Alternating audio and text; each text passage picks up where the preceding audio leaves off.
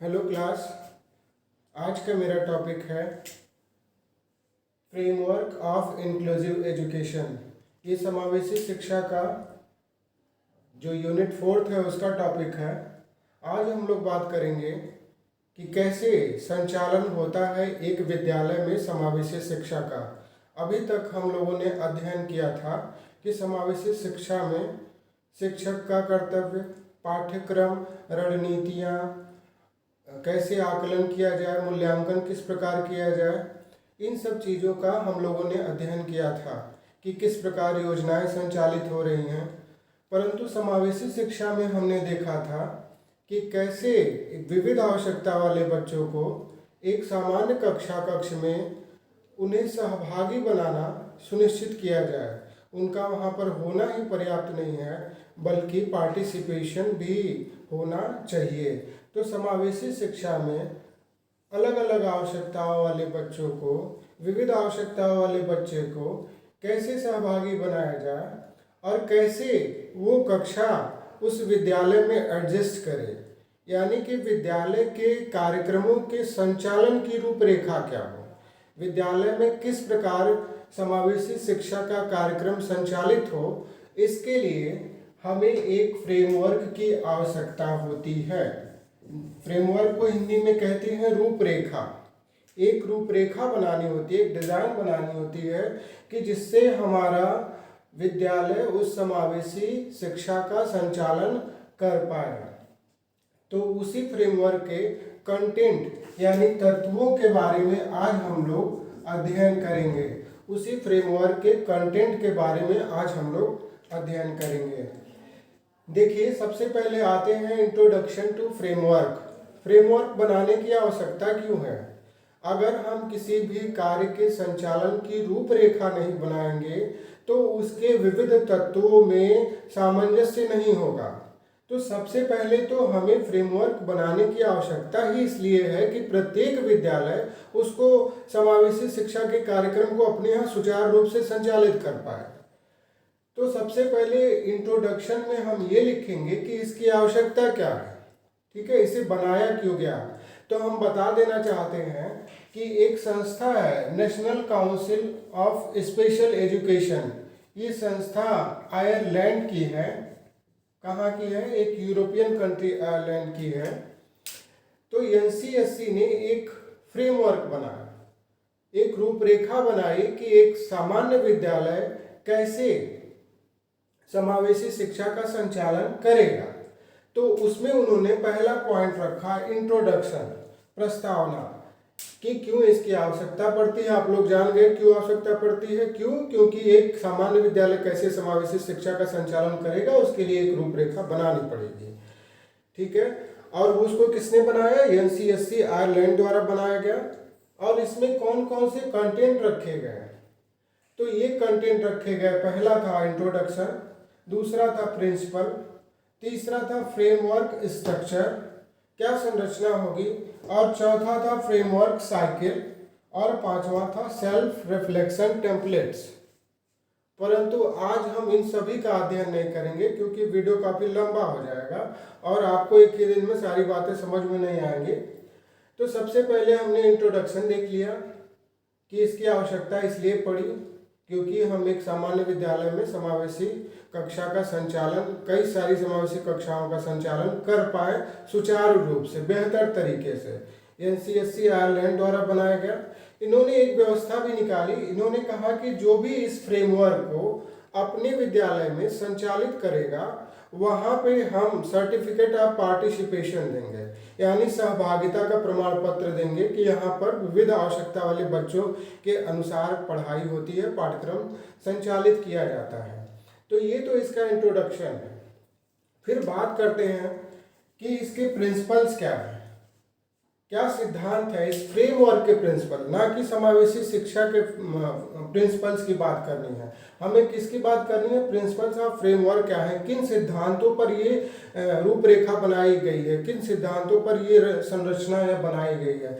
तो इसमें सबसे पहला सिद्धांत था ownership by whole school community. Hindi में बोलेंगे तो संपूर्ण विद्यालय समुदाय द्वारा स्वामित्व। वैसे अभी तक आप लोग पढ़ते आए हैं कि एक शिक्षक का दायित्व होता है, माता पिता का दायित्व होता है, परंतु यहाँ पर प्रिंसिपल ये बताया गया कि पूरे स्कूल समुदाय का स्वामित्व है किस व्यवस्था पर, संचालन पर। ये उसका उत्तरदायित्व है। स्वामित्व जिसका होता है, ओनरशिप जिसकी होती है, उत्तरदायित्व भी उसी का होता है। तो ये एक शिक्षक का उत्तरदायित्व नहीं है, ये किसका उत्तरदायित्व है?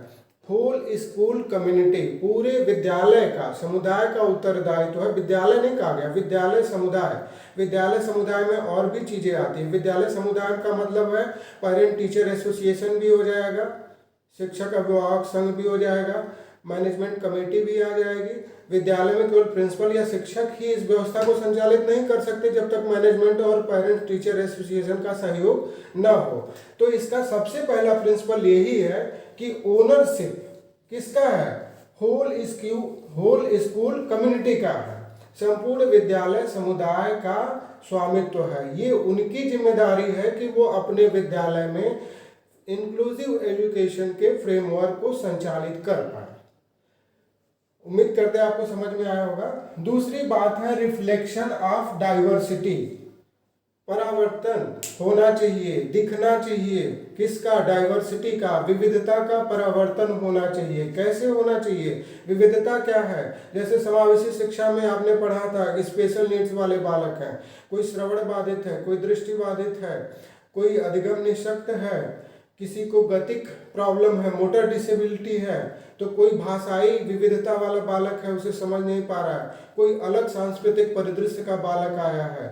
तो इस प्रकार हम देखते हैं कि डाइवर्सिटी एक स्पेशल एजुकेशन में बहुत ज़्यादा होती है। तो केवल एक या दो को हम इंक्लूसिव में नहीं शामिल करेंगे, वो पूरी की पूरी डाइवर्सिटी रिफ्लेक्ट होनी चाहिए, दिखनी चाहिए। जो फ्रेमवर्क होना चाहिए, जो रूपरेखा बनाई जाएगी, जो रूपरेखा बनाई गई है, वो डाइवर्सिटी को दिखाएगी, ना कि एक या दो डिसेबिलिटी को दिखाएगी। समझ गए होंगे। पहला ये है कि पूरे स्कूल समुदाय का दायित्व है, स्कूल समुदाय में सभी लोग हैं, स्कूल भी है, पेरेंट टीचर एसोसिएशन, मैनेजमेंट और उससे जुड़ी हुई सारी चीज़ें हैं। और दूसरा कि केवल एक या दो डिसेबिलिटी पे फोकस नहीं करना है, हमें फोकस किस पे करना है? डाइवर्सिटी पे करना है, विविधता पे करना है। जितने भी बालक हैं उनकी स्पेशल नीड्स को ध्यान में रखते हुए करना है। तीसरा है सपोर्टिंग एंगेजमेंट। सपोर्टिंग एंगेजमेंट का मतलब है कि प्रत्येक का सहयोग, सभी लोग प्रयासरत हों।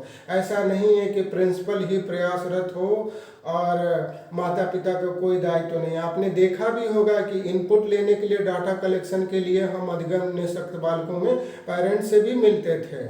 और उसी प्रकार जो अन्य स्टाफ है विद्यालय के, चाहे वो लाइब्रेरियन हो, चाहे 4th ग्रेड के एम्प्लॉय हो, चाहे कोई भी हो, उनका भी इंगेजमेंट होना चाहिए, उनका भी सहयोग होना चाहिए।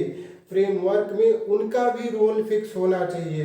तो अभी हमने 3 बातें पढ़ी कि प्रिंसिपल क्या है, एक बार फिर से बता देते हैं कि इंट्रोडक्शन क्या है फ्रेमवर्क का। समावेशी शिक्षा को संचालित करने के लिए एक रूपरेखा होनी चाहिए विद्यालय में, और विद्यालय द्वारा उसको लागू किया जाना चाहिए। और इसको सबसे पहले बनाया था national council of special education Ireland द्वारा बनाया गया था। और फिर दूसरी बात होती है कंटेंट में प्रिंसिपल्स के सिद्धांत क्या है रूपरेखा तैयार करने के। रूपरेखा ऐसी होनी चाहिए कि उसमें संपूर्ण विद्यालय समुदाय का प्रतिनिधित्व हो, सभी के रोल्स हो, रिस्पॉन्सिबिलिटी हो, ओनरशिप सबकी हो। और स्कूल समुदाय में केवल स्कूल नहीं आएगा, अन्य भी लोग शामिल होंगे। फिर रिफ्लेक्शन ऑफ डाइवर्सिटी हो, इसका मतलब है विविधता को स्वीकार करना है, ना कि एक दो डिसेबिलिटी को स्वीकार करना है। तीसरा सपोर्टिंग इंगेजमेंट है, यानी चाहे वो प्रिंसिपल हो, मैनेजर हो, चाहे वो 4th ग्रेड का हो, चाहे लाइब्रेरियन हो, सभी का वहाँ पर इंगेजमेंट, सभी उस दिशा में प्रयासरत होने चाहिए। तो इन 3 प्रिंसिपल्स के आधार पर फ्रेमवर्क ऑफ इंक्लूसिव एजुकेशन तैयार किया जाता है। बाकी का तीनों मैटर हम कल परसों में देखेंगे। आज के लिए इतना ही, धन्यवाद।